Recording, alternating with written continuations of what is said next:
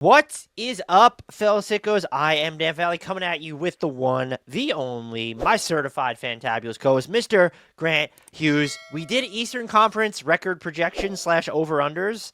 I guess that means it's time to do the Western Conference.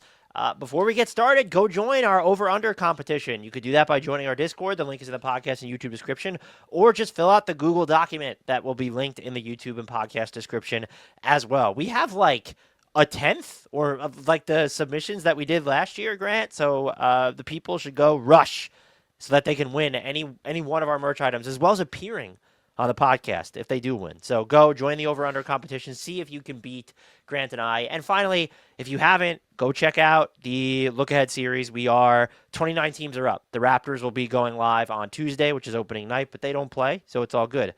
Now we get to the meat and potatoes of the podcast, Grant. How the heck are you doing?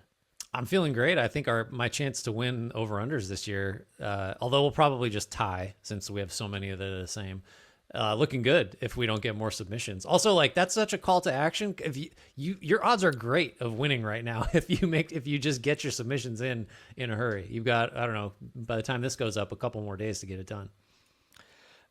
Any notes about how you approach these things that we didn't really get into last year? Are you filling out the records before looking at the over-under? Yeah, I definitely, I don't want to know the over-unders ahead of time because then I feel like it puts me in too narrow of a range. And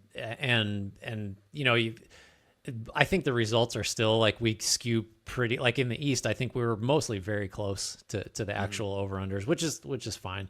But balancing the wins and losses, I think we talked about this for the East too. You get in the business of you need a win or two here for this team because it just feels too low or too high and you have to pull it from another team. So I really do want to toy with trying next season, not balancing wins and losses, just because, first of all, we'll probably be less accurate and that'll be more fun for everyone participating to beat us. But also I just think you get a truer sense of what you actually think about a specific team if you're not also balancing the idea of I can't give this team 55 wins because that means someone else has 26 and that's just, there's no way that's you know what I mean? I feel like there's a way to do this where you could have a truer reflection of how good you think each team is, but that's not what we did this year. No, it is not. And let's start. We're going to go in alphabetical order. We begin with the Dallas Mavericks. They have an over-under of 40.5. Grant, how are you feeling about that one? Again, pretty close, or I guess I should say off the bat, pretty close. It's really just a question of does overall talent, of which Dallas has a lot, does that win you more games than not if the talent doesn't fit together very well, which is just to highlight what, issue number one for Dallas is lots of bigs and forwards, not a lot of ball handlers, almost no guards. Not a lot of spacing, obviously, which is what you'd expect with so few guards. What's that look like? To me, it looks like an over, but not by a lot. So you had them at 42 and 40. Mm-hmm. I have them at 40 and 42. It feels like a slight under to me. The defense could be nasty, and I feel like that's a recipe to win a bunch of regular season games. They should dominate the glass, but I can't get past the offense of it all. I think Cooper Flag's going to be great, but you're putting him in a situation where there'll be negative spacing, at least until Kyrie comes back.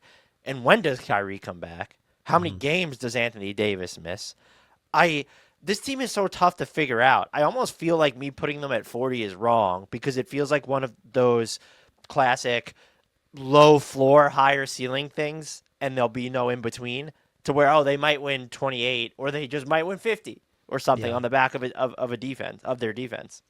See, I kind of think about them differently because I am pretty confident the defense will be good. Just that amount of size and length, and it's not like Gafford, I guess you'd say, and maybe Davis now, but are more like conventional defensive centers. Davis is probably still okay switching, but the likes of Flagg and PJ Washington and Najee Marshall and those guys can move. So I think the defense I think there's a high floor. It's hard for me to imagine that 28 win figure unless Davis misses, all but 25 games or something. Then for sure, from that perspective, there is a lower floor. But as I went through a lot of these in both conferences, I tended to kind of, if you have a good defense, I like you for, around 500 just as a starting point, It's tough for me to imagine, though. The other thing that I couldn't square away was them being over 500 in the Western Conference when I was going through the process where it's your best offensive playmaker right now. The person that you're most likely to run the offense through is either D'Angelo Russell or Cooper Flagg. Yeah. And I just don't know what that looks like relative to the West. But to your point, and I even kind of mentioned it to undermine my own point, if you're going to have a feisty defense, it does give you a higher floor, at least during the regular season. You can beat a lot of bad teams, I think, if you just shut them down and you only need to score 105 points, or what I mean. I could see that being the recipe for a lot of wins for them. Obviously not a lot, 42, but it seems like at least consensus wise, they're not an upper class Western Conference team. Like play-in feels about right, and like probably on the lower end of that group. You want to take us through the Denver Nuggets? Denver Nuggets come in at 54.5 wins. Obviously, before I throw it to you to kind of lead us off, you've added Jonas Valanciunas. You've swapped out MPJ for Cam Johnson. You brought back Bruce Brown. You've got Tim Hardaway Jr., who might hit some shots for you. So the bench is the thing that people are focusing on as a pretty significant improvement. Maybe you get some growth from some of the younger guys, but like you don't need Peyton Watson and the Strothers and Pickett's and whoever else is of the world to fill those roles now. So that's a pretty high over-under. That's got to be, second in the West probably? I don't have them in front of me. How do you feel about that? How do you feel about that number? I feel it's high, so I don't think I can look at this and say this is going to be one of my best bets, but they are deeper. I probably disagree that it feels like they need Jalen Pickett to do something or Julian Strawther to not pop, but do more as a ball handler, maybe even Peyton Watson, because I'm not super high on as high on the addition of Bruce Brown. I think he gives them capable depth, but what is the secondary point guard situation on this team? Yeah, right. Is it him? Is it Jalen Pickett? They've put the ball in Peyton Watson's hands more during the preseason, which I find interesting. The fact that they're deeper, Adam Mott has pointed this out on the look ahead that he thinks that Jokic is going to have to work less for his shots and also not take as many as them. And the other thing that's been interesting too, we know that everyone loves what Cam Johnson can do away from the ball, but defensively they are going to try different things. And in the preseason, we kind of saw a glimpse of it. I saw the Clippers game. You saw them try a lot of different stuff where they're varying a lot of the levels that Jokic is going to be at. They're playing some zone. And I'm just wondering if, by virtue of functional diversification on defense, they're just more equipped to rattle off wins in the regular season than ever. Because I don't know how many Jokic teams have even cleared 55 during the regular season. Has it been more than one? Yeah, I'm not sure. I think there's at least been one. That might have been the title team. I just think, like, do you get the feeling that, so their over-under's 54.5. We can put the numbers up. I'm predicting them to win 54, so it's an under, I guess, for me, which I don't feel like you've got them at 55, so you get to say over. I mean, those are both very high win totals. So. And they've only hit 55 or more. They've only hit 53 or more once during the Jokic year. Oh, no, they had 54 into this. So they've only hit 55 or more once during the Jokic years. And so there is a level of risk. But if you think that Jokic gets to play a little bit less, or the minutes without him just aren't as terrible because you can run some things through Valanciunas, it's like, I don't know. It's not my best bet, but I feel really good about this team. I get it. Like, I think that was the thing I was going to ask is, do you think this is a situation of they can kind of win within a certain range, like let's say up to 59 or 60, and at a low end 48, they can kind of, do you think they can sort of go anywhere they want to within that range based on like how they game minutes, how they rest guys? Or is it like, no, they're going to try as hard as they can, and 55 is where it stops? Because to me, it feels more like it's kind of up to them within that range. Like they really could go high 50s if that's a priority for them. I just don't know if it will be. I think they could get to 60 if they enjoyed just close to picture perfect health. And I think if Jokic qualifies for, which there's no reason to think he wouldn't, I'm just using that as the baseline. If he qualifies for an award He's played in 65-plus games. They're just a 50-something win team. Mm-hmm. If you get better availability from him, I don't like the Aaron Gordon leg stuff is always just you basically playing on one leg by the end of that series against Oklahoma City. Cam Johnson has missed time here and there. There's noise when you look at the teams that he's played for, of course. That's what gives me pause. And then, of course, I think they're deep. I just don't know that you look and say, okay, they're dependably deep. Because I think you would have to look at their reserves and say, oh, David Adelman is going to maybe have to futz and fiddle with his bench rotations on a night-to-night basis, aside from I think you can count on Jonas Valanciunas and you know what you're going to get from him for the most part night in and night out. That certainty might end there. Right, and I think you can say that this is a much better bench than Denver has had. Certainly a much better backup center than they've had in the Jokic era. But that's not the same thing as saying the bench is a strength. It's just not as terrible as it has been.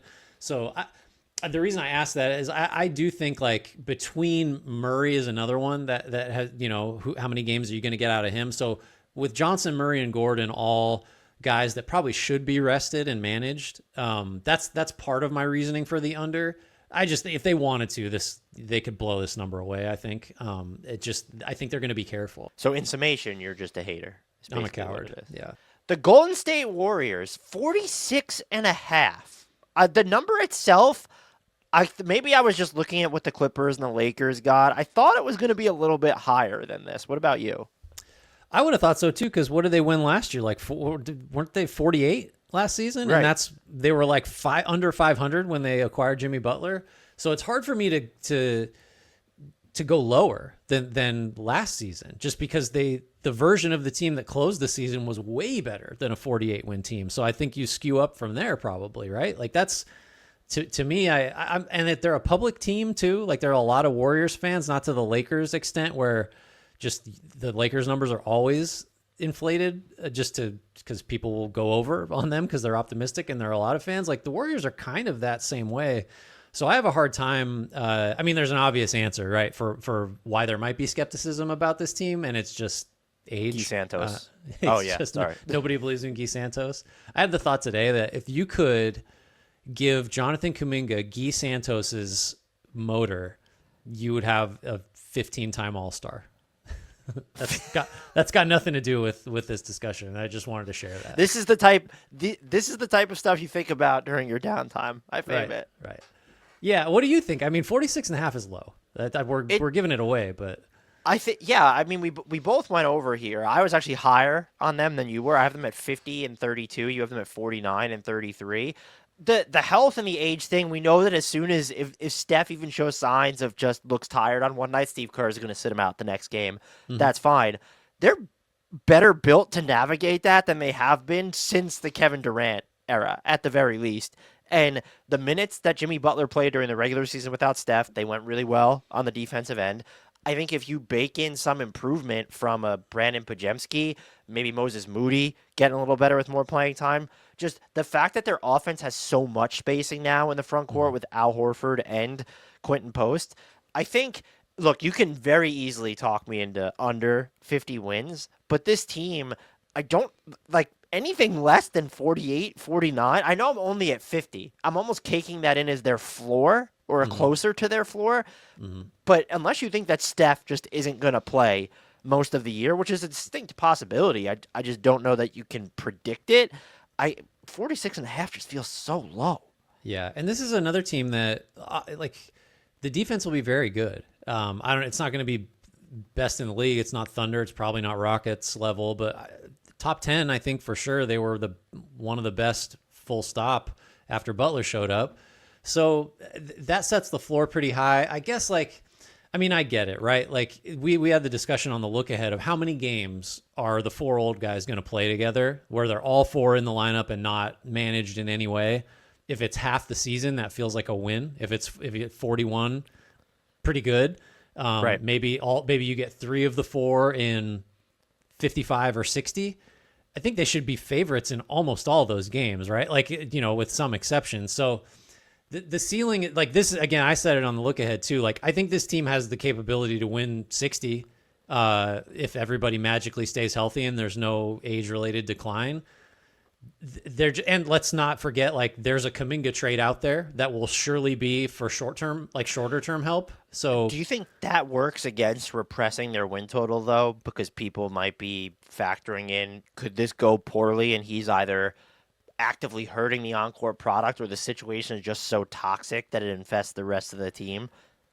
maybe that's part of the calculus. In my opinion, if he's not playing well, he just won't play. And like, and he can be as upset as he wants. You're not going to, like, you could try to rock the boat, but with these four veteran guys, like, and just the culture and all the, like, Kuminga can't like upend anything by being pissed off because he's kind of been unhappy forever. So what's the difference if that's your reason for setting it at 46.5? I'm not compelled by that. The other proposal for me would be, is it because it's not just the stars, the main players are old, it's, the secondary players deal with all this health stuff. Yeah, Pods had two surgeries the offseason. Melton isn't going to start season healthy. GP2 always dealing with something.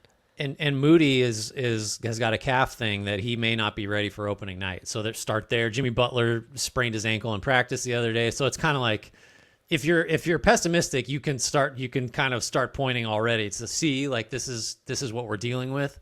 I still think they have enough depth, and there's enough real NBA players on here to be competitive every night, even when you don't have all of the vets available. Who we got next? We got Houston next. Minus Fred VanVleet. This is a 52.5 over-under number. I mean, again, Dan, that's like high. It is very high. I don't know how much. I would like to know what it came down from. I imagine it was closer to 54 before the VanVleet news. I kind of got out in front of it thinking this team has so much talent and size and defense that I don't think the VanVleet injury crushes them as much as some might say. I might amend that to focus it more on the regular season, which is where your depth and your size and your defense like matters more night to night. As a postseason threat, probably it does hurt them more than I was sort of giving it credit for. But 52.5 is still a pretty big number when you lost a starting point guard, and he was someone that kind of did some stuff you're not sure you can get from anybody that's going to replace him. So, I agree it's high. Why do you think it stayed so high if VanVleet is so important? I guess because they run so deep in NBA play, like capable NBA players, and you still add Durant to where if you say Durant is going to he's not going to get the Fred VanVleet touches, which is actually part of the problem. It's you're replacing Jalen Green with Kevin Durant, basically, which is just an insane upgrade. Right. And then Amen Thompson getting better. They're huge. And as you said when we were talking about the Mavericks, defenses are going to, if you have a top-tier defense, it's going to ensure you beat a lot of the bad teams. And so I do recognize that it gives them a high floor, but if you're getting a 53 or more, what has happened? Has Kevin Durant played in 70-something games? Is Amen Thompson your second-best offensive player all of a sudden? Are we getting Alperen Şengün making All-NBA? Which, by the way, none of those things are close to impossible on their face, but it feels like just because the offense is going to be such a tough slog that you would need almost two of those three developments to happen, or maybe you throw in, Jabari Smith Jr., the handle's better. He's attacking off closeouts and drives. Reed Shepherd, how am I not going to mention him? Maybe he just absolutely goes off. I think Fred VanVleet was just so important to what they needed to do on offense as someone who didn't need to be on the ball, but who defenses respected on and away from it. And they found ways to score or for Amen Thompson to be effective within his limitations. And the passing, his ability to work with the ball in his hands too. But I just can't. Who is their best creator now? It's between Şengün and Thompson, right? Yeah, unless Shepherd really pops. But yeah, in terms of if you're betting, it's those two guys. So we can put the numbers up. I'm going under, but it's 52 for me. And you've got them at 50 and 32. I think what you said is right. Like they can get over. You can imagine we're looking back at this and they've won 56 or whatever. And you could put together several scenarios to explain that. It could be Thompson becomes an all-NBA caliber player, or at least an all-star. Şengün, small step forward. He's already been an all-star. Smith gets better. Eason stays healthier and plays more, and the defense is even better. They really do have great success with just super oversized, double big plus Jabari Smith lineups, and the defense is the best in the league, right? Because Oklahoma City takes its foot off the gas or whatever. Like, there's Shepherd pops. Like, Durant has a 50-40-90, which wouldn't be that weird, but like, there's just ways for them to beat this number. And I'm not that far below the total anyway. So I'm just banking on like not all of those things happening. And I'm admitting a little bit that Van Fleet's absence is gonna hurt. Which is the thing that's really hard to reconcile is giving them fewer wins after they added Kevin Durant. Right. And I don't know how to describe it, but I think there's a chance they were 12th in overall offense last year. I think there's a chance that they acquired Kevin Durant and that their offense could actually drop. Maybe maybe they will be able to clean up the offensive glass so much, but I'm looking at this team now and saying, if you go dual big a lot and now you have KD, I don't know how much time you're going to spend in transition. Probably still a lot because Amen Thompson is a human hurricane. But if that even comes down a little bit and your first chance offense is still just sort of shaky, I mean, Kevin Durant's a great first chance offensive option. So maybe that's what boosts them. But if you were asking me to pinpoint where they're going to rank offensively, or if you even just said, will they be better on offense than they were last year, I'm not willing to bet on that. No, and if they are, it would have to be the offensive rebounding recipe. Because like, if you said put your 5 best Rockets on the floor, there might be one guy that defenses are afraid of beating you from Reed deep, Shepherd. right? Right, just him. But even Durant, like, has the volume from 3 for him has never been super high. I think Jabari Smith Jr. has immense value because I think he can shoot it. But like, those are the two. Like, Thompson would have to make like the leap of all leaps to be a threat, to be guarded seriously as a 3-point shooter. Same for Şengün. Whoever else you want to toss out there is going to be someone that defenses can sag off of. So I think they could be a team that kind of loses the math game. We probably should have mentioned this for Denver too, because that's been a criticism of the Nuggets for a long time, is just not enough volume from 3. The Rockets, I think, will struggle to, the Rockets aren't going to win a bunch of games like Boston did last year because they shot 63s and they made 22 of them, and that's just going to get it done a lot of nights. No, that's rough too, because you just made me think. So Jalen Green, Dylan Brooks, and Fred VanVleet were their 3 leaders in 3-point makes last year. All gone. Yeah. And like you said, Kevin Durant, he can shoot threes, Sure. but he's not going to come in and have Steph Curry like volume on it. No, I mean, yeah. So that's the He's not offense gonna is have going to Anthony be the Edwards issue. volume on it. Yeah. No, Which is isn't that? Don't you feel bizarre saying that? I know we're looking at the context of the roster, but don't you just feel bizarre saying that after they acquired Kevin Durant? It could be a pretty classic overthink by both of us. Like, adding Kevin Durant should just mean your offense is better, even if you lose Van Fleet, but we'll see. I'm with you. We're on to the Los Angeles Clippers, 47.5. I was torn between thinking that this was a little too low because I'm pretty preseason pilled and the depth on this team is just absolutely absurd. But as I started putting together, I had to pull wins away from them to make like some of the stuff work. I finished short on wins at one point, and then you go a little bit over, you have to adjust. This team is, honestly, 47. Doesn't it feel like that is closer to their floor? My record's not going to reflect that I gave, but this is a fairly easy over for me because I don't think that there's a single player on this roster they can't afford to lose for 15 plus games. I agree with that. I think so. This was not an easy one for me. I actually initially, when I did my first run through, had them at 47 and I moved to 48. So yay for me. I'm over on the Clippers. And the depth is this real strength here, obviously. Oh, look at us. Pair of 48 win seasons. The depth is a huge strength, right? Like, I was just thinking the other day, if this were your starting 5, Chris Paul, Bogdan Bogdanovic, Derek Jones Jr., who might start, but just go with it. Nick Batum, Brook Lopez. That's 5 guys that can shoot. There's good defenders there. There's like pick and roll playmakers. There's kind of everything, and that's your bench, unless it's Collins coming off the bench instead of Jones Jr. Whatever. Chris Dunn. That's like is a still 4 there seed too. in the East. By the way, It's like a 500 team. It feels like, right? So they go 11 deep if you throw Chris Dunn in there, who I think absolutely should get some minutes still.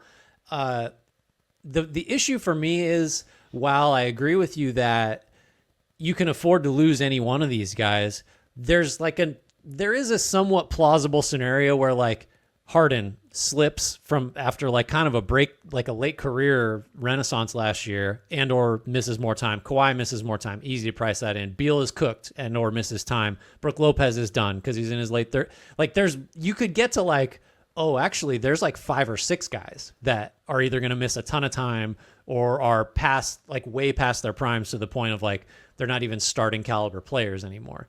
That's unlikely, but that's how I think. That's part of the reason I think this number is where it is because while they can lose one, I don't think anyone believes they're just going to lose one. I think there's going to be multiple guys that you could foreseeably say, oh boy, it happened fast. It came quick, didn't it? Like the cliff's edge was there and then he was over it. So I think that justifies the number. And that's why I had a hard time going. I couldn't go way over. I couldn't get over 50 just with the downside. And you say all that, and I would probably agree that that's why the number lands where it does. And yet I'm mad that I only gave them 48 wins. Right. This is because total case of you had to pull from somebody. That I fell into that trap too. I'm more annoyed because I didn't have to pull this time. Remember we were talking on the East. I actually finished. I'm apparently pessimistic as hell this year. And so, but I'm looking at this team, and the more I think about it, I'm going over, so I don't feel the need to go back and change it to fuck up my math. But I'm almost going to be kind of surprised if they don't hit the 50-win mark. That you would have to tell me that they weren't trying to get there. You went through the names on their roster, and it's Brook Lopez has looked fantastic in preseason. Chris Paul has looked fantastic. This team is just, they have a starting lineup coming off their bench, and they can. I think if there was one concern aside from the health for me, I am curious to see what the defense will ultimately look like. I think having Derrick Jones Jr. in the starting lineup is really smart because contrary to what has been out there, I don't remember a season where Bradley Beal was an elite defender, especially at the point of attack. Nope. So, but this team is, so I'll say this. I actually think there are going to be 2 teams this year, like there were last year, that have a top 5 offense and defense. The Thunder are one. Like, that's the team you pencil in there. I think the Clippers have the best chance at being the second one. Who else are you choosing to have that honor? I mean, Golden State when healthy, but that's a big win. Well, you're saying that about the Clippers, though, too. Could Cleveland do it? Like, if you believe it, I mean, the offense will be top 5, I think, full stop. And then is Mobley a step better? And like, I don't know, that's a possibility, but yeah, it's a short list for sure. And the Clippers if the Clippers are healthy and they don't suffer like healthy for them. So 50 games from Kawhi, 65 from Harden, and they don't have major drop-offs from all those guys. Like, easy into the 50s, like no problem. We're on to the Los Angeles Lakers. Where are they at, Grant? They're at 48.5, which, as I mentioned earlier, it is insane to have them with a higher over-under than the Clippers and Golden State. But that's just what happens with Laker over-unders. They get inflated. Are you concerned by the fact that LeBron James might play 25 games this year as he manages sciatica and they only care about the playoffs? Do you know what my first instinct was when I heard that? I was really genuinely bummed out. I saw the jokes that were being made and kind of, well, what are you supposed to expect? Like, he's going to his age 41 season. And we had this conversation. I don't know what podcast we were recording, but we recognized that we're just getting to the end of LeBron. And as much as some people can't stand him and might think he does things that are performative or annoying, this sucks. Like, I don't want to be reminded. It had to come, but I don't want to be reminded of how old he's getting or how close to the end that we are. And I'm hoping everything I've read and watched says that it's a complicated injury to come back from. I just lean Luka, GLP-1 Luka. Okay, we throw him in here, and he could carry a team to what? I guess 48 wins on his own. Yeah. But I don't know. If you're saying LeBron's going to miss significant time, and then it's not even just missing time, but so he'll come back. They'll probably bring him along slowly. Maybe there's a minutes limit. Is he not playing in back-to-backs this year? I just don't. That's a really big. He's the second most important player on your team. And if he's not, that's catastrophic. Right. And so a couple other things to factor in here too. One, when Kevin Pelton did his projections, the Lakers had 4 guys that graded out as above replacement level. And the Lakers were one of the other teams that had that few were like Brooklyn, Washington, Utah, Charlotte. And that was including LeBron. So now it's basically, I assume it's Luka and Reeves and I don't know, Ayton or Jake LaRavia. Hachimura. Maybe it probably is LaRavia. So like super top heavy. I think that's a totally fair criticism. I'm still of the mind that like if you have Luka and it looks like he's going to be closer to like the best version of his Dallas self, it's really hard for you to not win 45, 46, 47. But how good do you think this defense is going to be? Because remember last year, there was like a stretch where how is JJ Redick doing this? And it was like, and they did the weird thing against Jokic where they had like a helper come from somewhere different. So like schematically, I do think there's some evidence that Redick can get the most out of the personnel he's got, at least for stretches. They play the math game. They limit the right kinds of shots, all that stuff. But like unless Jared Vanderbilt can be played like 30 minutes a night, like this, and Marcus Smart is 2021. How far back do you? I was going to go like 2018, a long ways back. Like this defense sucks personnel wise, and like maybe that's a playoff problem because that's when you'll target Reeves a lot or Luka or put Ayton in a bunch of pick and rolls. But I just personnel wise, this defense has no business being top half of the league. So the offense has to be great for them to beat this over under. Yeah, and there's DeAndre Ayton, or the idea of him a few years ago, is doing a lot of heavy lifting when it comes to it, because look at how he's left Phoenix and Portland. It was like these are teams that were just fine letting him go. Portland paid him to leave. Like paid him, right? And it doesn't seem like it was as bad as people were painting behind the scenes, but like he wasn't the driving force necessarily of their defensive success. No. And he hasn't been that basically since the Suns made the finals, which was around a half decade ago at this point. Marcus Smart, as you already mentioned, are they running him through a time machine? So I get, the theory of look at Jake LaRavia, versatile on the defensive end, can be moved around a little bit, but I think you look at the Lakers' top three players in Reeves, LeBron, and Luka, and even if you want to say top four, if you're including Rui, are they all defensive liabilities, or at least at their best defensively average when they're at their absolute peak? That just feels like a huge problem. Right. And so for those reasons, I am out on the over. 47 wins, I predict. You predict 48. I think we're both just acknowledging a healthy Luka, your team will be good. But 49 wins is just too many for the talent level on this team. And also, no extension for LeBron, kept some of the powder dry. Dorian Finney-Smith leaves. Doesn't it feel like this is a Lakers season that, we're just in transition? Like that, it's just Luka, go do what you want, win a scoring title, contend for MVP if you can, and we'll really get after it in 26-27. No, feels like an accurate read. I was going to ask you though, how many games would LeBron need to play in for you to go comfortable hitting 49 or 50 wins for this team? And is there even a number that would make you feel comfortable doing it?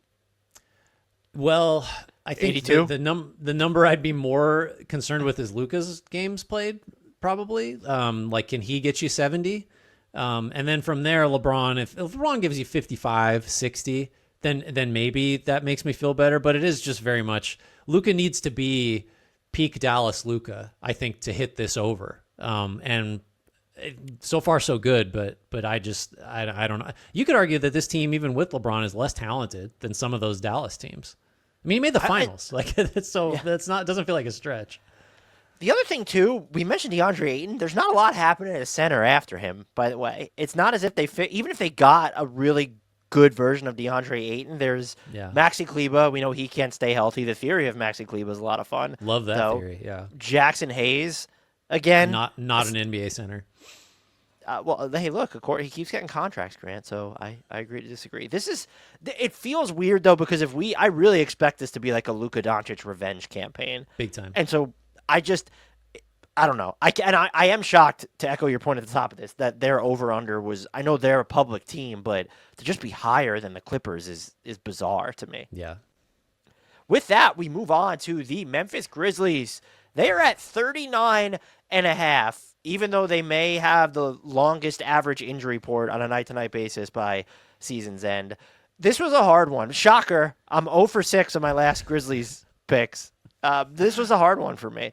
I should make you say your number first so I can just do the opposite and bank this win. Let's do it then. So okay. This is not going to surprise Grizzlies fans. This should be great news for Grizzlies fans, but I am going under.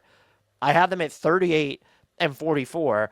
Look, I think that there might be a higher baseline for this team than even I'm crediting when they're fully healthy. How many games are they going to be fully healthy for? The big man rotation is gutted, essentially, to start the season. John Morant hurt already, and he's always okay. He's saying people are overreacting to the injury. Buddy, look at the number of games you've been available. Oh, we got a buddy. We got a buddy. It's genuine concern. Like if John Morant gets hurt, that is genuinely concerning. And I think they have a lot of good secondary offensive. Ty Jerome, Scottie Pippen Jr. Those are two guys that definitely help you in John Morant's absence. They also help just extend your depth.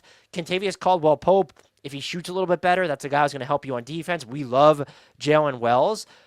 Aside from the injuries, though, they have a lot of question marks that almost need to contribute a ton. And the one I will point to here is Cedric Coward. Mm-hmm. What is he? You gave up 2 first-round picks to get him and other stuff as well.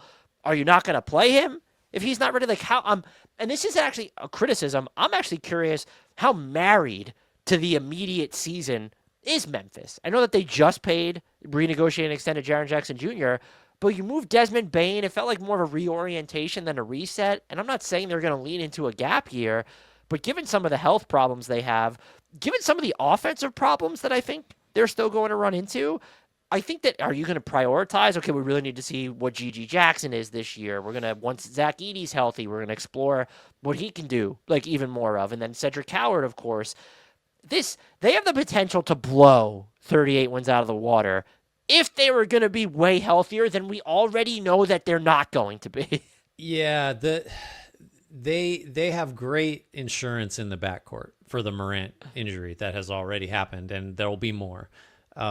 Up front, it's just Santi Aldama is going to play some 5. Like Jock Landale's going to handle. Like Jock Landale, he got the media day shout out. They're hurting, right? Like up front, and maybe Edey is gone for a while.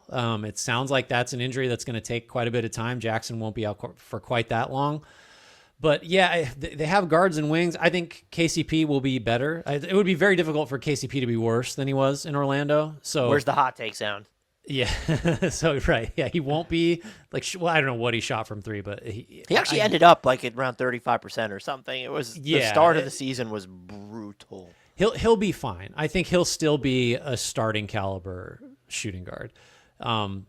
So I went over the line 39.5 is just, I think you'd have to, for me to go under, I think one of 2 things would have to happen. I'd have to really believe that like the retrenchment Desmond Bane trade was the first of a couple similar moves where they're really gonna, and I mean, they just re-signed Jackson. So now you're just talking about a Morant trade. And I don't know, like his market is not such that you can move him for great value right now. So it's more of a teardown is coming or more of a retrenchment. I could see going under there, or it's just this injury luck stays this bad all year. And then also you maybe lose like Pippen or Jerome or something. And you just can't get the ball over half court. And then you can't do anything with it when you do. It just, that number was too low for me. I actually even had Memphis at like 40. I think I had them at 44, and then I dropped them 1 just because basically the injury stuff. But I feel pretty good about the over. I don't know if I'd lock it or call it a best bet, but so far I think this is the furthest I've been one way or the other from the over under. So maybe it's going to be my best bet when we're done. I don't know. Yeah, we're halfway through. Neither of us have dropped a best bet. Who are we up to next, Mr. Hughes? The alphabet says the Minnesota Timberwolves. Oh, I'm feeling some best bet action here. 49.5 is the over-under. So if you're going under, I think you point to Mike Conley has maybe aged past the point of being a starter, and you don't love any of the options behind him, whether that's more facilitation from Edwards, Rob Dillingham becoming a rotation player, Dante DiVincenzo running some point guard reps. Don't love all that. Rudy Gobert's 33. Maybe he slips a little bit, and you can't really, Naz Reid is the best backup center in the league, at least according to salary. You're a very different team if Naz Reid is your 5 versus Rudy Gobert. So there's kind of ways for the bookends, the older bookends, to sabotage you. I just think there's so much. This team's too talented, and yet again, a really good defense probably. Even if Gobert is diminished, like Jaden McDaniels is an ace wing defender. Edwards can be as good as anybody. They're going to be big. So yeah, I'm telegraphing, but it's hard for me to get under 50 with this group. I did not go under 50, but this was a tough one for me. I went 50 and 32 because I would echo everything you said.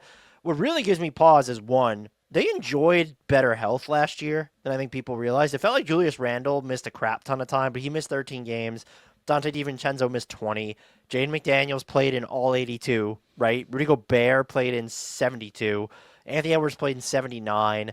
80 from Naz Reid. And then you have 82 games in Nickeil Alexander-Walker, to where we're just banking on the combination of Jalen Clark, Terrence Shannon Jr., and Rob Dillingham, who played like a combined 500 minutes or under 1,000 minutes combined last year. That's just you're gonna figure it out from there. Mike Conley only missed 11 games last year. They also have this tendency to just play down to the level of their opponent. You and I talked a lot about that last year. So I'm going over, but this is a team that on paper I want to be saying, 55 wins or something, and I just can't get there. I started higher. I think initially when I did my first run through, I was in the 54, 55, maybe even 56 range. And I think on those first passes, I just kind of, what are the big issues? And one of them is Anthony Edwards might just be an MVP. Like, I don't know. Like that's he might level up by 10%, and that's all NBA first team caliber, and that covers over a lot of your other potential problems. I do think it matters that DiVincenzo and Randall didn't just like parachute in right before the season, which was the case last year. So maybe they're the best versions of themselves from the jump. That should help. McDaniels, everybody pointed out, took a quiet step as like a self-sufficient shot creator last season. Maybe McDaniels has another bump up in him. He's always like shockingly young.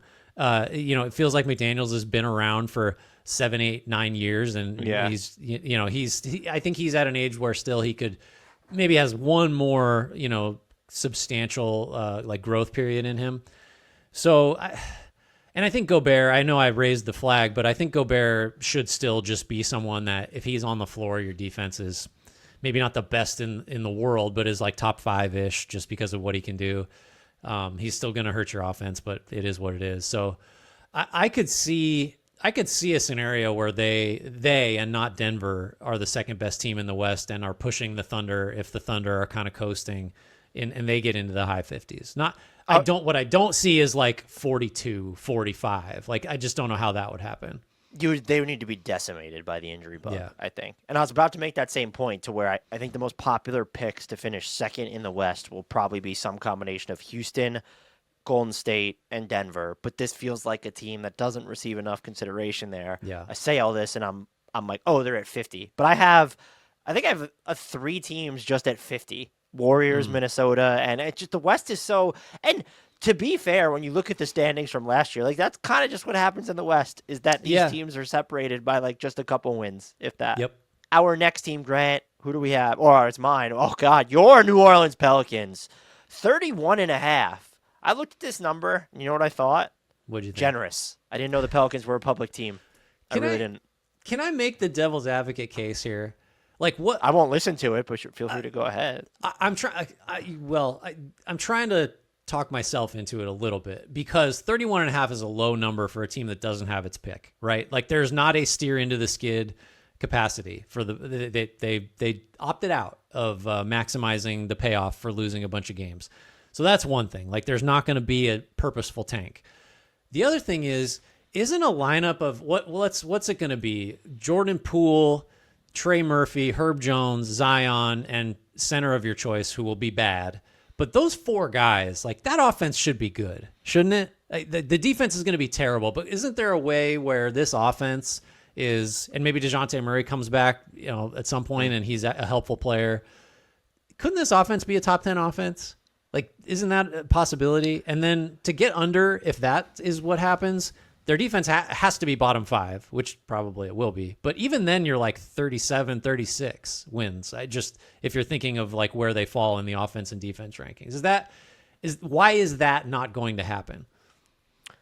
For them to be a top 10 offense, Zion needs to play in 65-plus games. Sure. And the other That's thing the given across the board. Right.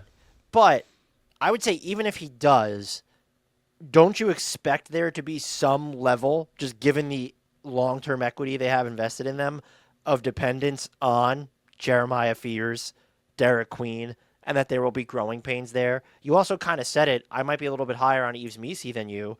Kevon Looney's already injured. Right. This is one of the worst center rotations in the NBA overall. If the Charlotte Hornets didn't exist, this center rotation, I really like Yves Missi, but there's a chance you look back and say, like, oh, man, the Celtics center rotation was better than the Pelicans this past year. And so, yeah, to your point, I think they can get to some solid, like, top-end lineups. But I just, what does DeJounte Murray look like then when he's coming back? Right. I'm not, so to spoil here, I went under. You ended up going with, you went under as well. You went 29 and 53. I went 23 and 59.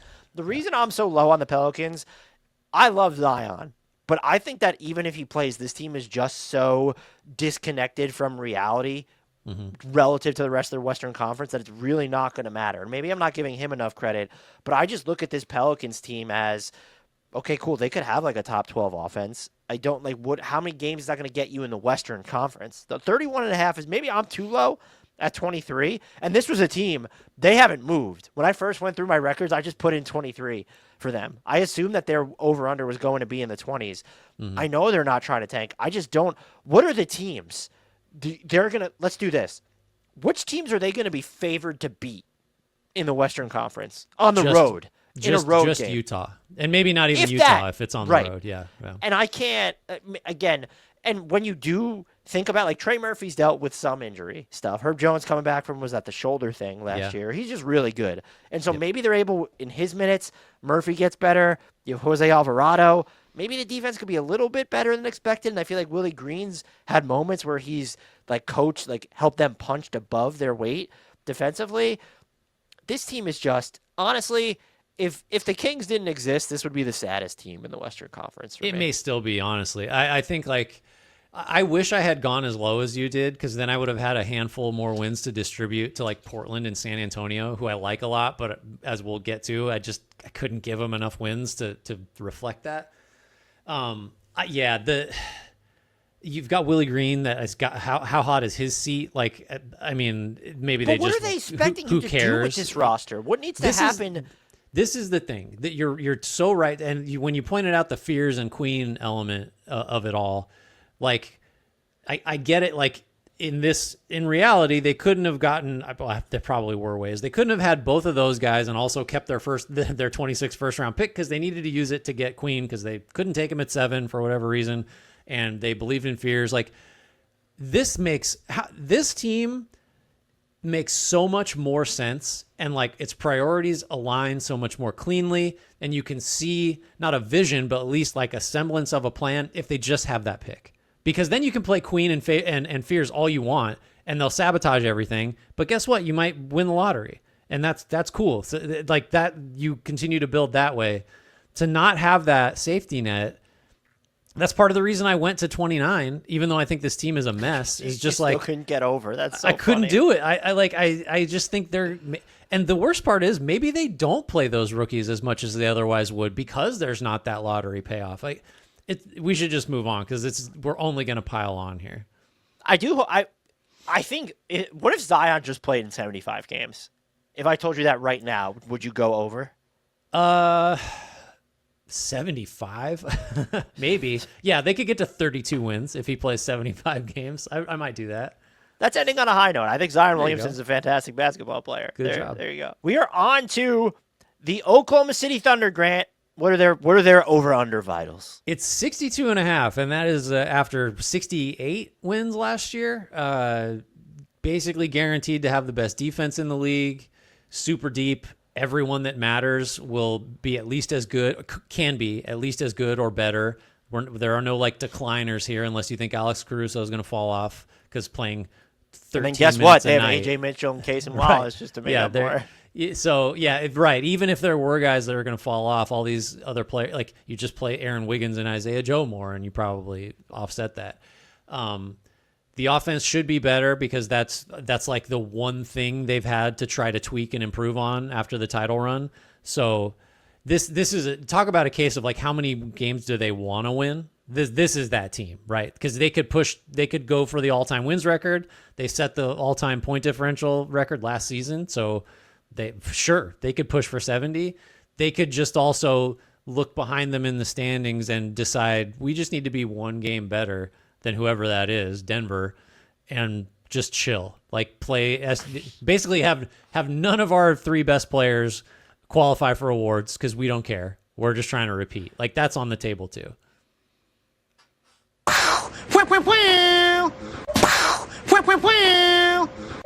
That's the best bet sound. I went hard over at 65 wins, and I'm even nervous about that because I think what you just said, maybe they don't play Shea, Jalen Williams, and Chet Holmgren in 65 games. One, that'd be fucked up given the incentives that are tied to J-Dub's contract if they can.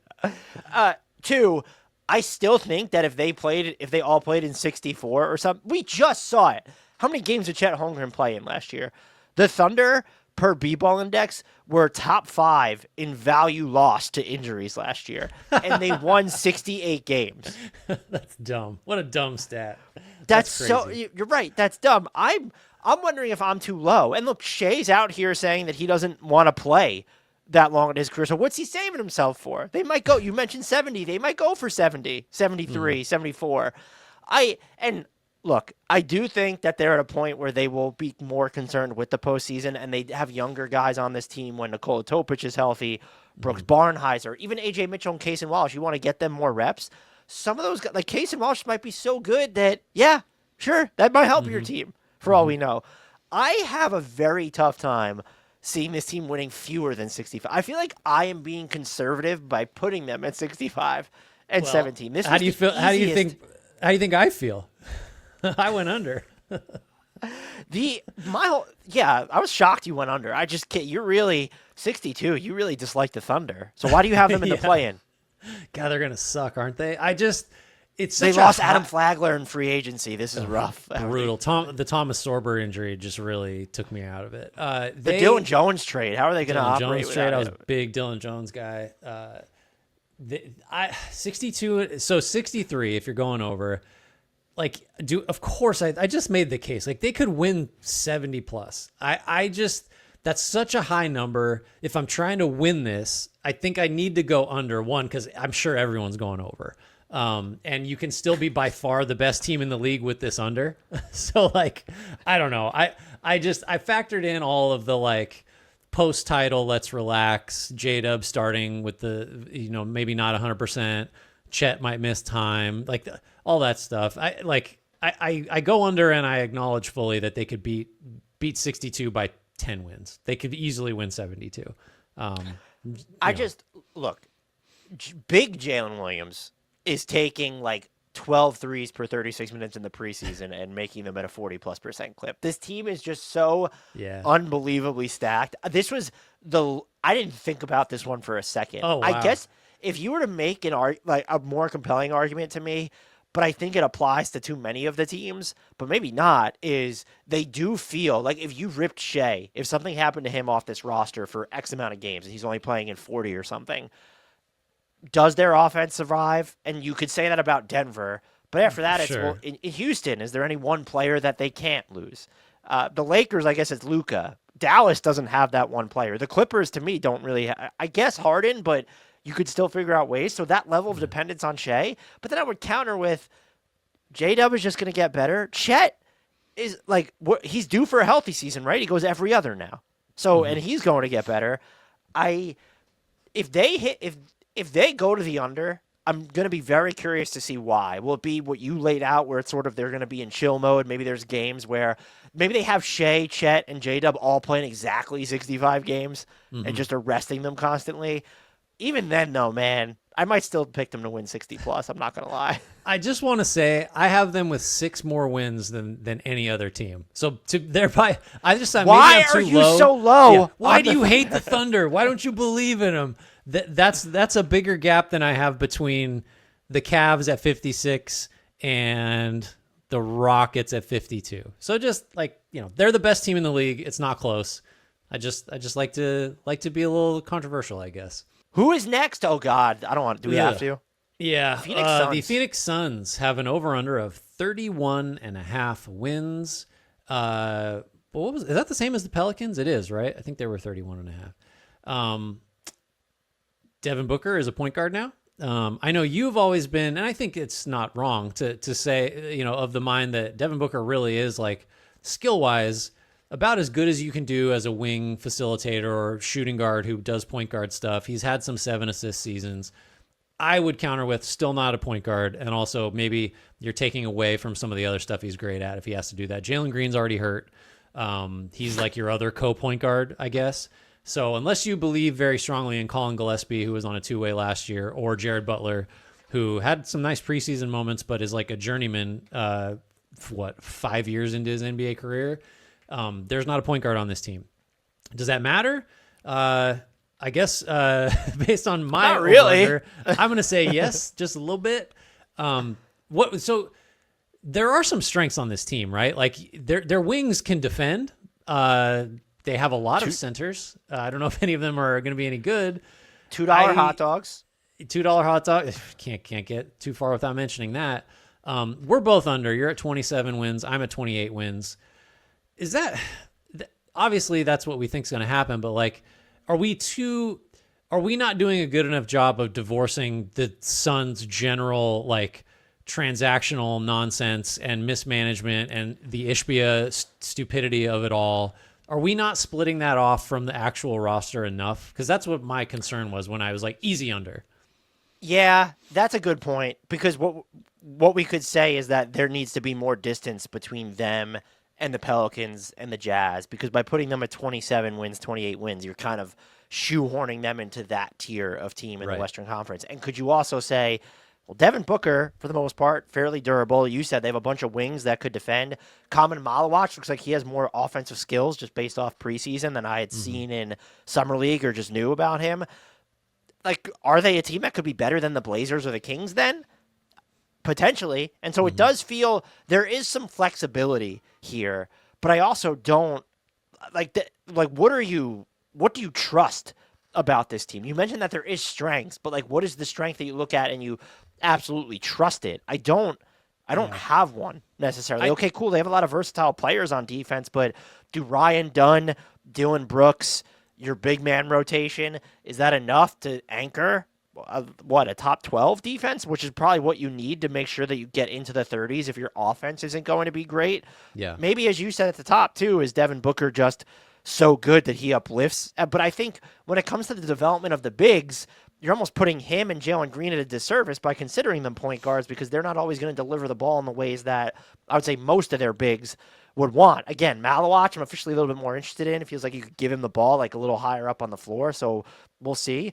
There's just too many question marks and not enough definitive strengths on this roster for me to think that they're going to be into the 30s. Yeah, there's hypothetical strengths, right? Like Mark Williams stays healthy and he is the 15th best center in the league, right? Like that's okay. That'd be one way to crack 30, I would say.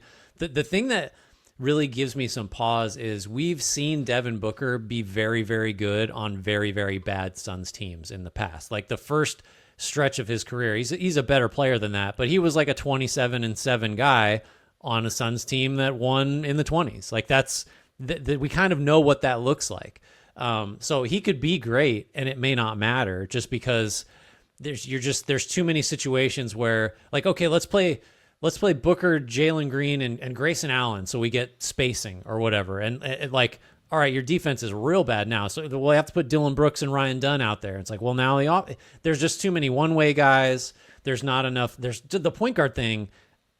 I just don't understand how that's being like, not obviously the over-under's low, so this isn't happening en masse, but like not enough is being made of the fact that they're just going to go into a season with a first-year head coach and a remade roster that doesn't have a real point guard on it. Like that, I know like positionlessness is the whole thing, and like, well, you need good decision makers and guys who can move and pass, dribble, shoot at every position. You want them to have size. Like, you still need somebody to just run the show. Like, it can't just be Devin Booker. Nobody wants that. That doesn't make anybody better.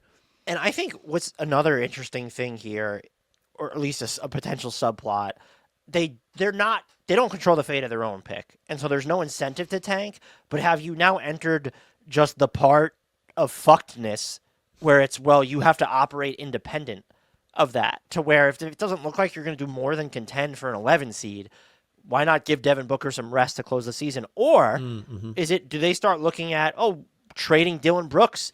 There's another team that's injured or thinks that they need a defensive punch, and maybe Dylan Brooks has played pretty well and is hitting his threes. Yep. That you're going to trade them to recoup first-round equity because they're planning for the future. You can't say, if they're not planning for the future, they're at the very least consigned to this being a gap year, and that they're hoping to do something splashier next summer. And so protect or capitalize on the assets that you have now. I'm not saying this is going to result in a Devin Booker trade. I would skew the opposite. If the Suns think that next offseason they're going to be able to put together some type of trade package for whatever reason, is part of that, well, we need to move some of the guys that are helping us now. I think Dylan Brooks would probably be the most likely candidate there, just to get more first-round equity in and maybe increase your flexibility or options on the trade market. I don't think we can discount that from happening, and that's also part of the problem here, Grant, to me. We can't rule out anything. We could rule out them winning 50 games, I think, but we can't rule out them in terms of their direction. I don't think it's not the same as where the Brooklyn Nets were at after that first all-in trade for the Celtics' geriatric stars. But your pick equity is in a similar situation to where, no, you have to operate your team independent of where those picks are going right now, because you're not getting them back short of trading Devin Booker, which doesn't seem like either side wants to happen. Yeah, right. That's the fix. And that the best, how about this hot take? The best thing that could happen to the Suns this year is they trade Devin Booker, get as many of their own picks back as possible and some other stuff. And then things make sense again, because you can win in the 20s and it's kind of like New Orleans, and you'll have something to show for it. I do wonder if that's because I would be curious how many of your picks are you getting back in that scenario, because Devin Booker, just as a cultural touchstone of the organization and someone who wants to be there by all appearances, what are you giving as this ownership regime, as this front office with a very little track record? I'd just be curious the fan reaction of, maybe some of them would appreciate the full tilt rebuild, but I almost think if you're going to get, let's say, 2 of your next first round picks back, I think fans just might prefer to ride this out with Devin Booker. I think if it were a scenario where you could ride as a fan, where riding it out meant we contend for a play-in spot, or like maybe, things go really well with the young players we have and we win 45, 47, whatever, like we're kind of a slightly better version of the Bulls. And by the way, the Bulls fans hate that. I think there'd be a faction of Suns fans that don't care and that don't want to hear, that maybe don't even know what the actual like situation on the ground is with their picks and their long-term outlook. But I think a fan that is actually like paying attention in Phoenix would have to acknowledge we can win 25 to 35 games through the life of Booker's contract, or we can trade Devin Booker and, within that same time frame, so say by like 2030, have a team that actually can compete for something. I think I would pick the latter. That sucks for the interim when you're terrible, but at least you're getting something out of it. I don't know. This is a debate we always have about, like, we're so quick to say blow it up without thinking about like the season ticket holder perspective in Phoenix. So I guess I get it. But there's just no hope if you don't blow it up here. I don't know what the one thing I unequivocally agree with. I don't know what the path is to them even becoming a top 6 seed in what needs to happen, not this season, but let's say by 27 or 26, 27, what needs to happen for them to be a top 6 team in the West? I think, first of all, I think a few players need to be abducted by aliens from other teams. Yeah, you need the rest of the West to collectively fall apart is job one, which good luck. Our next team is, not a set. We have the Portland Trailblazers. I was ready to jump to the Kings. I'm a masochist. The Portland Trailblazers at 34.5. This was tough. I know it's right around where they were last year, so in theory, they traded for Drew Holiday. We know Damian Lillard's not going to play this year, but they should just get better when you look at some of the youth on their team. Some people might view DeAndre Ayton as addition by subtraction. Some people might not agree with that because now your center rotation is very dependent on Donovan Clingan. We love Young Hansen, but he's also a rookie. Robert Williams III, will he even play? Duop Reith will solve everything, so down to him. But was this a hard one for you? Not relative to this number. I actually was even higher, and I'll spoil it. I went with 38 wins. I had them at 39, and I think in the earliest iterations of this, I might have been closer to 500. This defense is going to be really good. That's the only thing I'm absolutely certain of, because I think Toumani Camara is one of the 7 or 8 best defenders in the league. I think Deni Avdija is a very good defender. I think Drew Holiday can still guard. They're always going to have size at center. Matisse Thybulle, who knows how healthy he'll be, but he's super disruptive. I'm sure I'm forgetting somebody, but like this team, I think can be a top 10 defense. And I'd be very surprised if they were like below average. So if they are below average, then maybe the 34.5 number is about right. Can they score? That's what I'd throw to you is like, what is a Blazers team, like what's the way that this offense gets to 15th? Like how does that happen? Deni Avdija contends for an All-NBA spot. Shaedon Sharpe becomes like, we stop doing the Jalen Green comparison because it's like insulting to Shaedon Sharpe at some point. Like he becomes that much better maybe.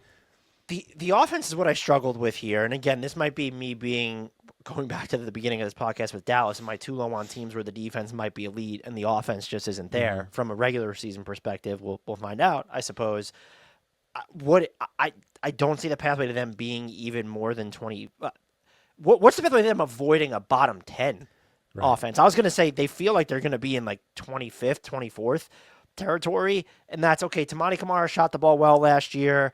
But is Jeremy Grant, how much is he going to play? Does he get better? He was shot like negative percentage inside the arc, exaggerating, of course, but how much is he going to play? Drew Holiday, does he have a bounce-back shooting season when you're looking at there's not going to be as much room for him to maneuver inside the arc, and teams aren't going to – like they could do whatever – they could defend Drew Holiday however they want at this point with the way that the Blazers offense is built. I just don't – unless we look back and like Young Handsome – is in the rookie of the year running, and it's because like he has everyone cutting around him on offense, and he's been able to even space the floor from that position. I think that this could be like bottom 5 offensive potential, and maybe that's a little extreme because we have some of the like where the Wizards and the Jazz and the Nets rank when they're not trying to win. So again, perhaps that's a little extreme, but the West is tough, and like Scoot's injury, the hamstring thing. Yeah. What does he look like when he's coming back from that? And so aside from Deni Avdija, who are you trusting to generate offense for other? Okay, it's great that Shaedon Sharpe can do a ton off the dribble, or let's say his shooting even improves. Let's say his defense improves too, but they don't necessarily need him to defend on this team. Who do you trust second most after Deni Avdija to set up shots for anybody else? And by the way, the fact that Deni Avdija is the first player that we're naming there is also... We love Deni Avdija, but that's also part of the issue. Yeah. It's probably Young Handsome, right? Well, of course it's him. It's kind of like Holiday, I guess, even though already you're conceding that he just isn't. I mean, maybe has never been a pure point guard, a pure setup guy, and certainly isn't at this stage of his career. I think you're right. Like the shot, that's what, like, for a guy who in 2 years has pretty clearly been like a below replacement level player, the Scoot Henderson injury is devastating because one of the ways this might have worked offensively is he just has downhill pop and he gets you running more, and that generates enough to where you're not a bottom 10 offense. Even that was an if, right? Because he's never really put together a prolonged stretch of play that would make you say, one, he's lived up to his draft billing, or two, he's a driver of really good offense. Like that just has not happened. Not to say it can't, but he's starting, behind now because of the hamstring. So I think that's right. Like I still go over, I think the defense will be great. And there are enough guys that are really sharp. Avdija, Kamara, maybe Klingen's a little better. Maybe Young Hansen is and actually makes a difference. There's enough guys I think that could improve offensively to where the scoring is like passable, and then the defense will just be very good. Still not a 500 team, but I think Portland is like, this is not a team that is anywhere close to the Phoenix, New Orleans tier of things. I think Portland is way better. They're way better than that. Honestly, if you told me they were going to be 16th or 18th in offense, if that was their floor, I probably would put them over 500. They're right around there, right? Doing the records is weird because we're both over, and we just spent the entire time talking about, well, this is why they're only going to get X amount of wins. Yeah, I'm still optimistic. I like Portland. I think they've got a shot at being a play-in team, maybe a little better than that. But 38 feels like a conservative over for me. You want to take us to your team? Here we go. Sacramento Kings have added Russell Westbrook on a non-guaranteed deal. That came out after the initial reporting that didn't have a number. 35.5 wins for the Kings. In some ways, the key factors are unchanged from last year. It's still Sabonis, LaVine, DeRozan leading an offense-heavy team that doesn't fit together. New top executive who did not hire the head coach. Maybe price that in for some and mid-season who definitely turmoil. Loves Zach LaVine, by the way. Definitely. Right. Can't get enough of him. Keegan Murray will start the season hurt, which was just like, cool. The one player we can't replace is now out. So Neat Clifford going to play a lot as a rookie. Was already going to play a lot. Now really is going to play a lot. Maybe that gets Keon Ellis on the floor. 35.5 is a low number. They won 40 last year and are not so far removed from well above that. What are your sources? I don't know if you went over or under here, but like, what's the positive, like what's the not best case, but realistic explanation for how they go over this total? I think that the offense just ends up being so good that it's like they're top 7, maybe. Yeah, it needs to be at the level, like light the beam era levels, or at least close to it. Which is that possible because they have a lot of talent, but does it gel together enough for you to say, let's say top 5, top 7, whatever? Like, can they have that type of an offense? I mean, Dennis Schroeder being Brooklyn Nets, Dennis Schroeder would be doing a lot of the lifting there. I mean, if you just on paper, let's say it's Schroeder, Ellis, LaVine, DeRozan, Sabonis is your starting 5. Like, that's all those guys are talented, right? Like that's kind of what, to your point, what does that offense, how does that offense function with a center that can't space, a point guard no one's that scared of spacing, your power forward. Sabonis can space. Yeah. Is this Are we going to do this? Grant Are we talking going to do this?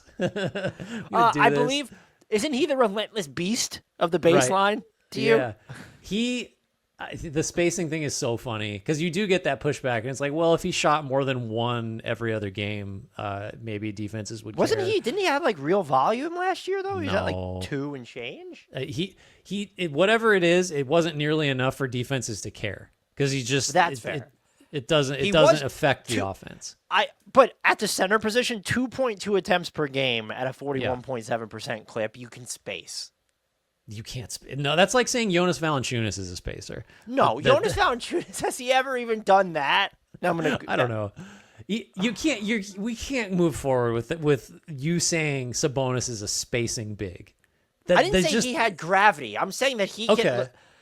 So, he can make 40% of the 2 wide open defense doesn't give half a shit threes that he takes every game. We agree on that. The numbers say that's true. The defense is just going to be god awful though. Like unless you can clone Keon Ellis in different sizes and just that's your lineup. Like DeRozan, LaVine, Sabonis. Like there is. I don't know how this is not a bottom 6, maybe bottom 5 defense. I don't know how that happens. Is that right? Like that's just. I guess if they're really good on the defensive glass. And sure, your one offense shot. is so good, then you get set. Yeah, I could see them. It's going to be terrible. And the fact that you have a ton of offensive talent, none of which is complimentary. And I made a joke. I don't remember what it was because it wasn't good when they signed Russell Westbrook, and it wasn't about Russell Westbrook specifically. It was like the Kings look like Vivek Ranadive asked ChatGPT to build a roster that looks like Vivek Ranadive built it. And they said, hey, that's a good joke. Don't sell yourself short. It's my whole thing though is it's not just that this is the reaction to them signing a 15th man or something. One, if Russell Westbrook is not playing, the risk of it becoming a distraction needs to be factored into the product here. And two, you just lost one of your only wings, and your response was to capitalize on this months-long dalliance you've been having with another guard. It's not Russell Westbrook specifically. It's the fact that you've proceeded to do nothing else to just make your rotation or your personnel more coherent. You've punted on backup bigs, wings, and complementary offensive talent. All of that's important. The least important of that is probably the backup big situation, because you sit here and say Sabonis, who sucks, according to Grant, is just going to play like 38 minutes a game, and you'll paper over it with whoever. Isaac Jones, maybe you get some good minutes from him. The ghost of Dario Saric is here as well.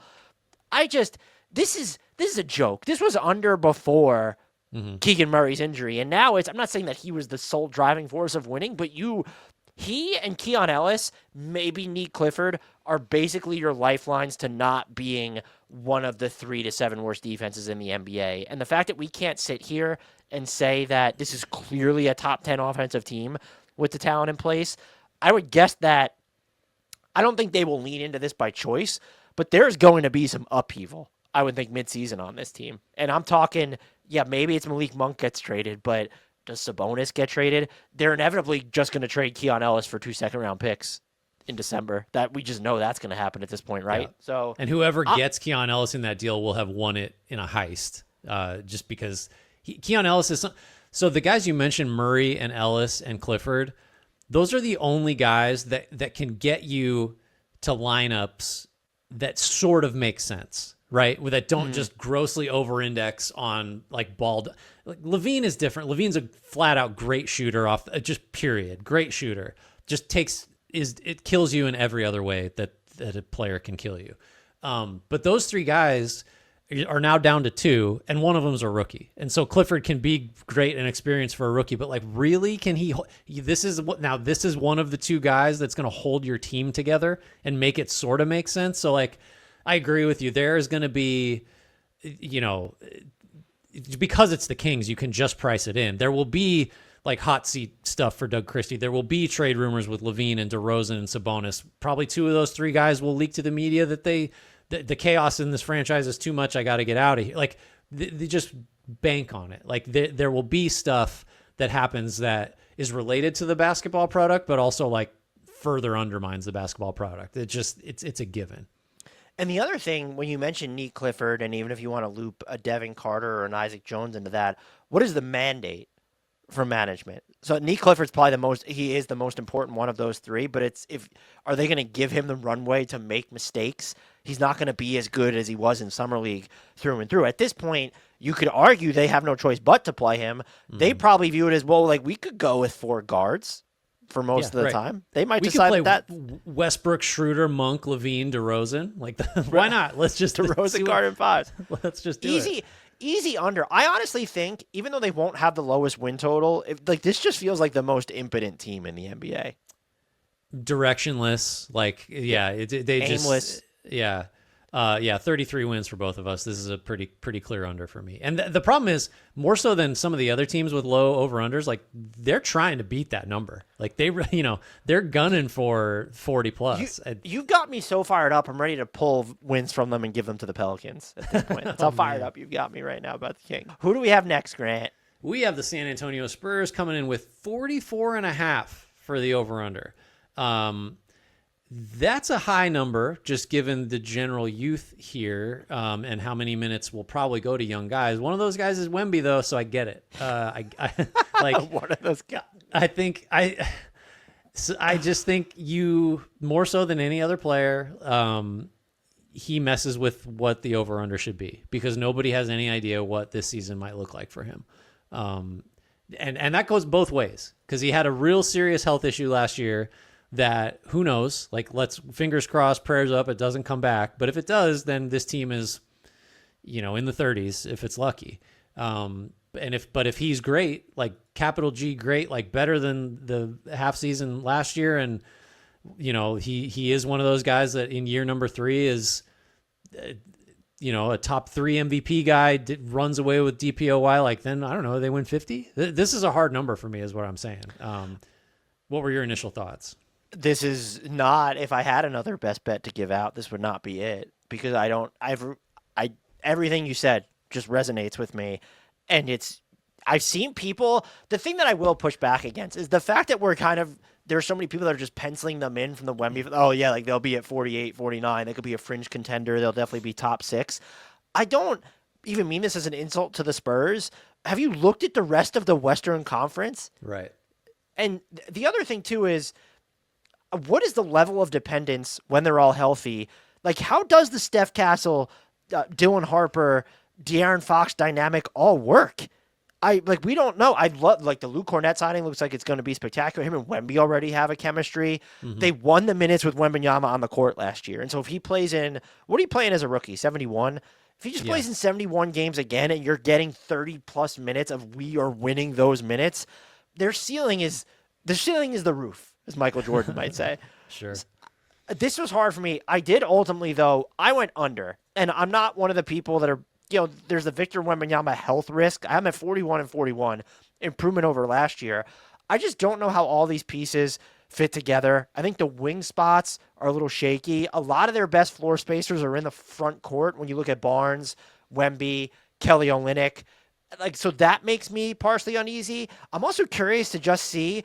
He is pretty adaptable, but we've mentioned those three guards, and it's right. Well, how does Devin Vassell kind of factor into all of this? The defense could and should be terrifying, though, when you have Steph Castle, Victor Wembanyama, even just a healthy De'Aaron Fox. Jeremy Sohan's going to play, which will help their defense, but I also think that could do them a disservice on offense. And so that's where, when it comes back, what Victor Wembanyama's been able to do, generating his own paint touches, some of the passes he has thrown in the preseason, he looks stronger. He's apparently 12 inches taller or whatever it ended up being. But, do you trust him to be I don't want to say the hub because he's not working like that, but the primary driver of what's a really good offense in the NBA? And now it feels stupid to say that because, De'Aaron Fox is also on this team. It's so difficult for me to just reconcile the guard dynamics with what it feels like they also need from Victor Wembanyama on that end. Yeah, I think offensively, this will be the year where, based on the preseason, Wembanyama really does, despite having all these guards, does get an opportunity to explore the space quite a bit. And I think this might be a season where, I don't know where he's going to rank in turnovers, but it'll be really high. He's going to get shots to do some Giannis stuff where he's just barreling into traffic, trying to get those paint touches, which are valuable. And that is something he should be allowed to kind of try to work on. I just, some of the flashes in preseason, even his good games, have been high turnover games. So he's not someone yet who can be the singular driver of offense, or at least your main driver. And while I like Harper a lot, and I think Fox is, not an all-star anymore maybe, but pretty close to that. Those guys, I think, are still probably going to be better equipped as generators of shots.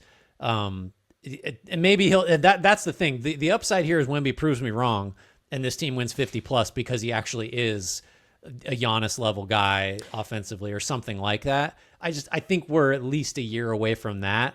But the floor, again, here we go. If he's in the game, the Spurs defense will be spectacular. And as long as he's healthy, top 10 defense himself. Right. Easy. Maybe even better than that when he's out there. So yeah, 41. I also have 41 wins for them. It feels like short change. No, I do not feel good at all about it.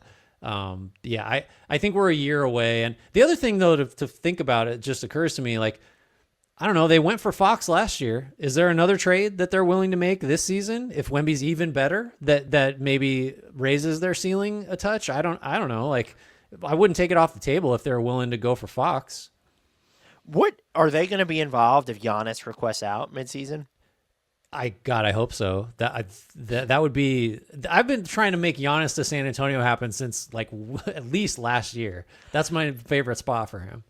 I think it's my favorite spot for him because I don't necessarily understand what it would look like right away. So it's the most fascinating landing spot. I don't know what my favorite one would be for him, but it's my most fascinating one for sure. Yeah. Just the idea of him and Wemby and who's left over after that. We also don't what is their end goal this, because you trade for De'Aaron Fox, but you didn't have to give up a Kings ransom to get for him. So are you like really married to going for it, or is this we're going to give Dylan Harper a ton of on-ball reps? We're going to try and develop Steph Castle in different ways on the offensive end. Like you already mentioned it with Wemby. Like it seemed was preseason just the experimental playground, and they're going to kind of even out his role a little bit after that in the regular season. I don't know.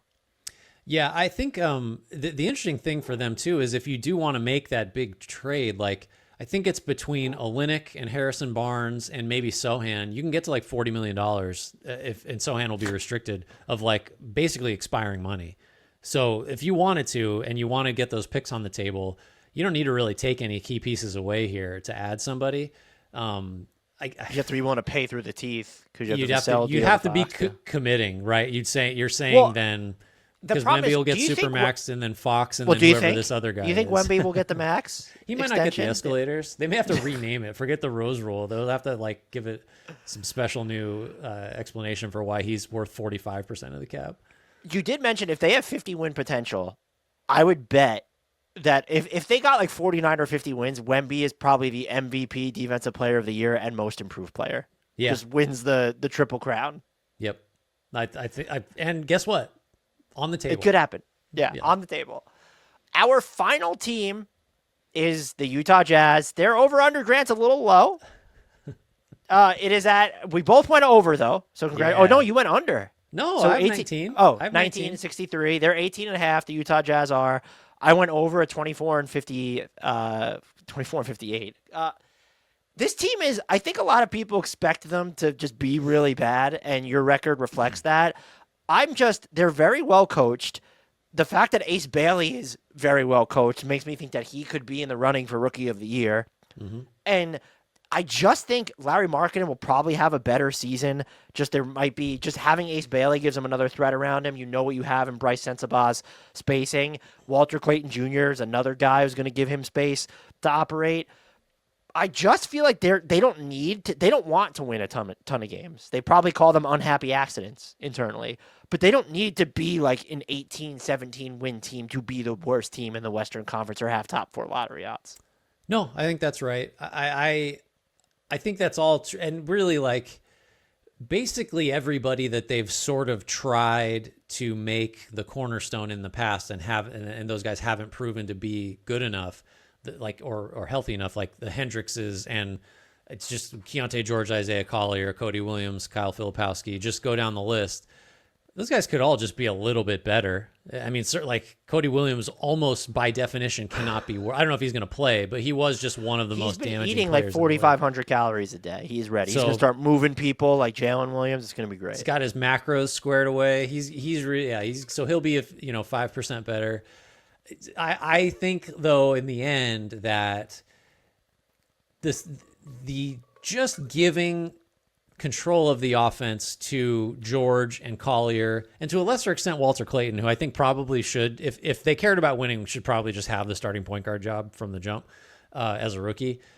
I just think handing control of an offense to that level of inexperience and to this point ineffectiveness is just you're just not going to be good. Even if Larry Markkinen is great, like it's going to be really hard for you to be effective. Yeah, they could easily get 24. I'm over too, just because 18 and a half is so low. That's a crazy. The Jazz routinely accidentally win that many games. So I think they're over. I still think they're pretty clearly the worst team in the West. I have the Pelicans as the worst team in the West at 23 and 59 versus 24 and 58 for the Jazz. I love that for you. That feels like that's one that could age pretty poorly. That feels personal, is what it feels like to me. I'm just angry. I've been so high on the Pelicans in years past, and I'm taking it out. I'm lashing out now. Yeah, is what's happening. That's fair.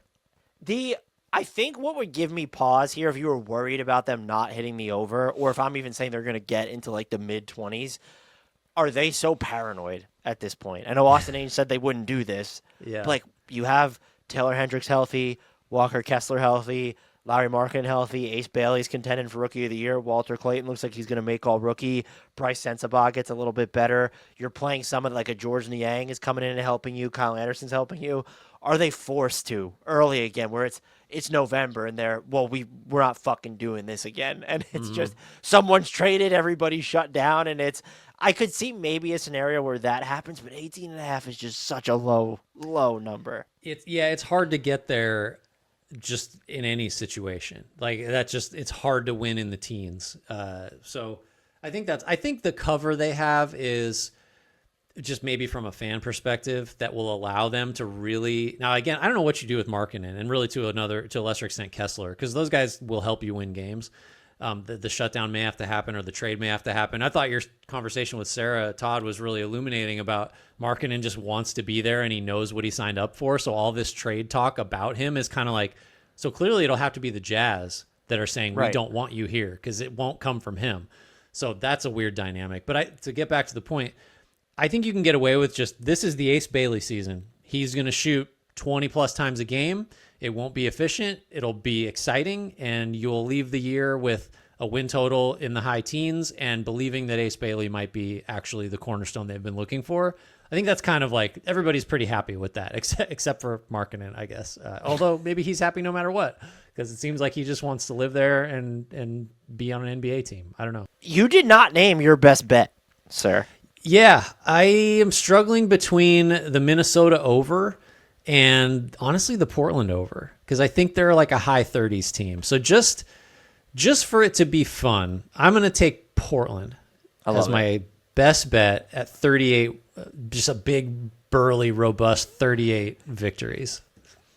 My best bet was Oklahoma City over 62.5. Grant's logic there was interesting, where he's trying to win this thing, so he already put himself in an 0-1 hole in the over-under competition by going under. Man, if they go under, I'm going to look very foolish, which happens all the time for my comments. Do you have anything else to add, or we did it? That's our record predictions, and our over-unders are done. I'm excited once again to have gone 15 for 15. Yeah, that's rough stuff for you, Grant. I apologize. Really good. But I'm more just impressed. No, I don't think I have anything to add, except that I look forward to having you remind me what I thought about all these teams within like the next 2 weeks, because I will forget. Except for Portland, 38 wins. I'll remember that one because you can lock it in. When you come on and you're talking about OKC as like a 75-win team this year within a week of the season, I'm going to remind you. You had them at 12 wins, sir. I hedged enough to acknowledge that that's possible. Of all the podcasts, this is the hedge monster of podcasts, because we just like to make sure I acknowledge, Dan, that this team could win 12 games or it could win 84, and I just want to say I understand both perspectives. Also, we want to know how much. In on this, yeah, go ahead. I was going to say we want to know how many wins you think the Thunder and everybody else are going to have. That's what I was going to do, and you can do that. But Dan will put the link to the Google Sheet here, and you join our Discord. You can get to it there. Links for all that in the YouTube and podcast descriptions. Rate, review, subscribe, do all that stuff. If you've enjoyed this off-season content, which of course you have, because it's been just grade A, especially all the look-aheads, which are almost over. Toronto's coming next week. Look forward to that. I think that's going to cover it. Tell your friends, tell your enemies. Shout-outs, Frank Ntilikina, apologies, Jarrett Allen.